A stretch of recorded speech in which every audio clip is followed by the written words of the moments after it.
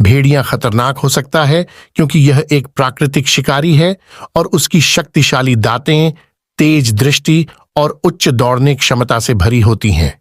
इसकी सामूहिक आदतें और चतुराई के कारण भेड़िया अपनी शिकार को पकड़ने में माहिर हो सकता है, जिससे यह जानवरों की पृष्ठभूमि में एक महत्वपूर्ण भूमिका निभाता है।